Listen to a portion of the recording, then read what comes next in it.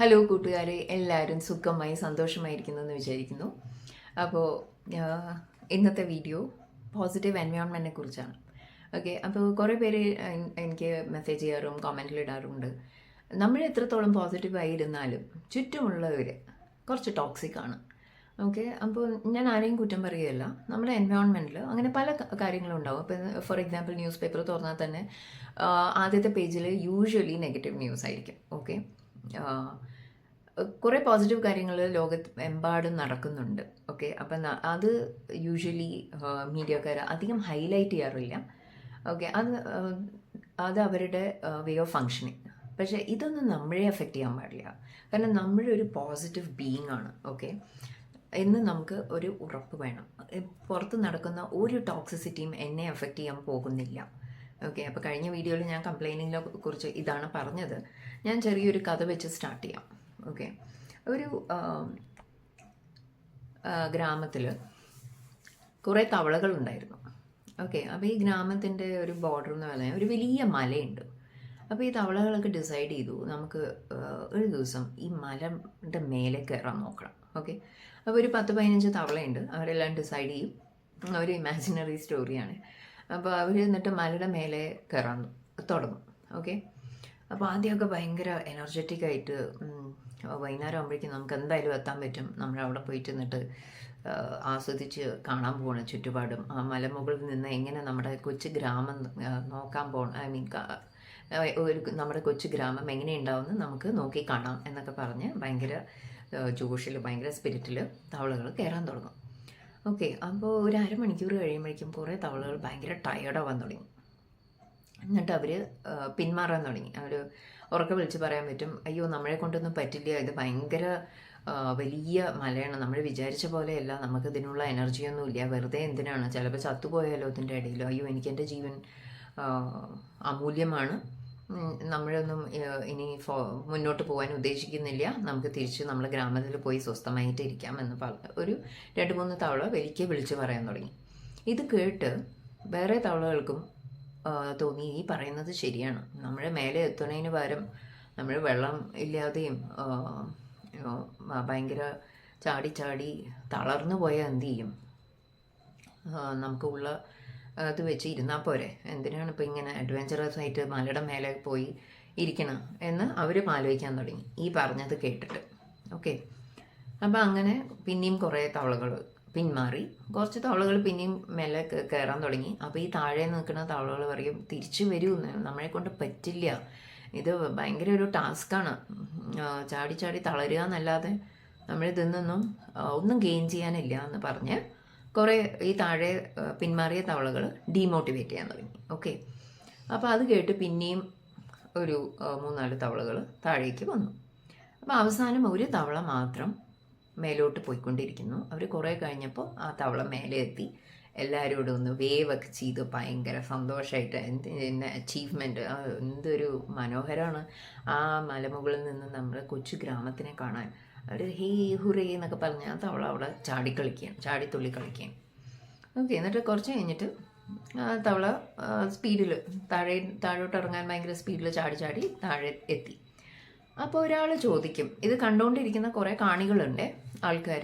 അപ്പോൾ ഒരാൾ ചോദിക്കും, എല്ലാ തവളകളും പിന്മാറിയല്ലോ, ഈ നിങ്ങൾ മാത്രം എന്തുകൊണ്ട് തിരിച്ചു വന്നില്ല? അപ്പോൾ ആ തവള പറയും, ഒന്ന് കുറച്ച് ഒച്ചത്തിൽ ചോദിക്കാൻ പറ്റുമോ, എനിക്ക് കേൾവി കുറവുണ്ട്, അപ്പോൾ ഒന്നും കൂടെ ഒന്ന് വലിക്ക് പറയാൻ പറ്റുമോ എന്താണ് ചോദിച്ചതെന്ന്. അപ്പോൾ ഇയാളൊന്ന് പുഞ്ചിരിക്കും. ഓക്കെ, ഇപ്പോൾ മനസ്സിലായോ കഥയുടെ സാരം എന്താണെന്ന്? അപ്പോൾ ഈ ഡീമോട്ടിവേറ്റ് ചെയ്യുന്ന തവളകളും ഈ പരാജയം സ്വീകരിച്ച തവളകളും പറഞ്ഞതൊന്നും ഈ തവളയുടെ ചെവിയിൽ കൊണ്ടിട്ടില്ല. ഓക്കെ, ഈ തവള ഫോക്കസ്ഡ് ആയിട്ട് മുന്നോട്ട് പോയിക്കൊണ്ടേയിരിക്കുകയാണ്, ചുറ്റും നടക്കുന്നതൊന്നും അറിയാതെ. ഓക്കെ, കുറേ തവള തിരിച്ചു പോയി എന്നറിയാം, പക്ഷെ അതിനെക്കുറിച്ചൊന്നും ബോധർ ചെയ്തില്ല പുള്ളി വെച്ചടി ചാടി ഭയങ്കര ഉന്മേഷത്തോടു കൂടി അവിടെ എത്തി. അപ്പോൾ ഇത് നമ്മുടെ ജീവിതമായിട്ട് റിലേറ്റ് ചെയ്യണമെങ്കിൽ നിങ്ങൾക്ക് എന്താ തോന്നുന്നത്? ഇതല്ലേ നമ്മുടെ നിത്യജീവിതത്തിൽ നടന്നുകൊണ്ടിരിക്കണം. നമുക്ക് ചെയ്യണമെന്ന് പല ആഗ്രഹങ്ങളുണ്ട്. ഓക്കെ, പക്ഷേ സൊസൈറ്റിയെ പേടിച്ച്, ആൾക്കാരെന്ത് പറയുന്നു പേടിച്ച്, അല്ലെങ്കിൽ ആൾക്കാർ നമ്മളെ സപ്പോർട്ട് ചെയ്യുന്നില്ല എന്ന് പറഞ്ഞ് കുറേ പേര് ഓക്കെ. ചിലർ ഭയങ്കര ധൈര്യശാലികളായിരിക്കും, congrats to them, I really respect that. പക്ഷെ അല്ലാത്തവർ കുറേ കാര്യങ്ങൾ ചെയ്യാതെ പിന്മാറുന്നുണ്ട് അല്ലേ? അപ്പം അത് നമ്മുടെ ജീവിതത്തിൽ നിന്ന് നമുക്ക് ആ നെഗറ്റിവിറ്റി മാറ്റാം. ഓക്കെ, നമ്മുടെ ഓഫീസിൽ ഫോർ എക്സാമ്പിൾ എന്തെങ്കിലും ചെയ്യാൻ ഉദ്ദേശിക്കുന്നുണ്ട്, പക്ഷേ അത് ചെയ്യാൻ പറ്റിയില്ല. ഓക്കെ, എന്തോ കാരണം കൊണ്ട് നമുക്കത്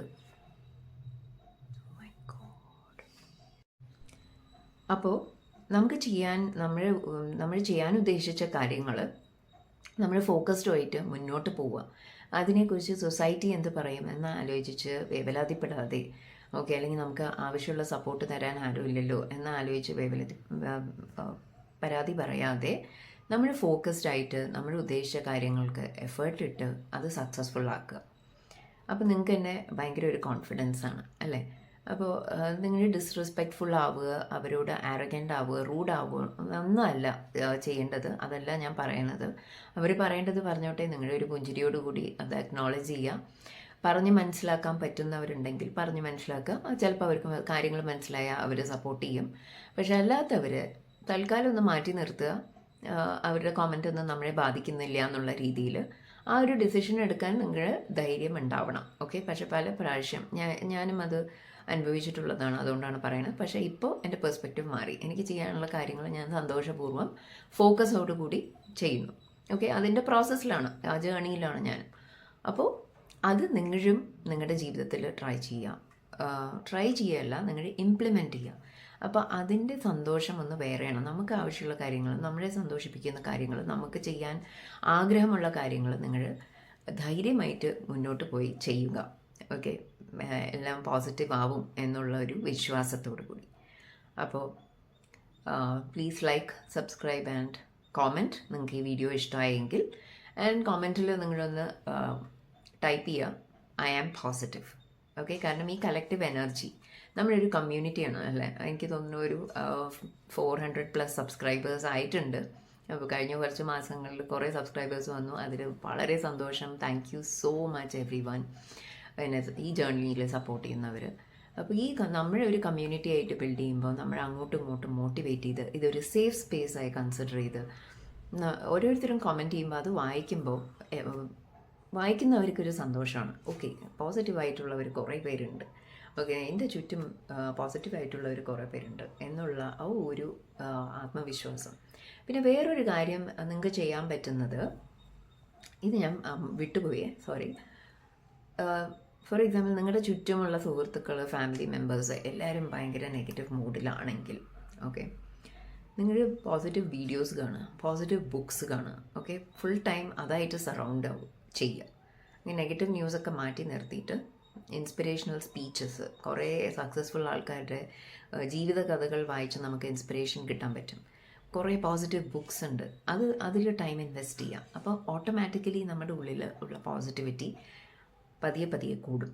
ഓക്കെ, നിങ്ങൾക്ക് വല്ല കോച്ചിങ് പ്രോഗ്രാം ജോയിൻ ചെയ്യണമെന്നുണ്ടെങ്കിൽ അത് ചെയ്യാം. ഓക്കെ, അപ്പോൾ കൂടെ നിന്ന് നിങ്ങളുടെ ഹാൻഡ് ഹോൾഡ് ചെയ്ത് പോസിറ്റിവിറ്റിയിലേക്ക് നയിക്കാൻ പറ്റും.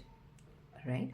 അപ്പോൾ നമുക്ക് കുറേ വഴികളുണ്ട് നമ്മുടെ പോസിറ്റിവിറ്റി മെയിൻറ്റെയിൻ ചെയ്യാനും നമ്മുടെ എനർജി മെയിൻറ്റെയിൻ ചെയ്യാനും. Okay, so thank you, take care, by.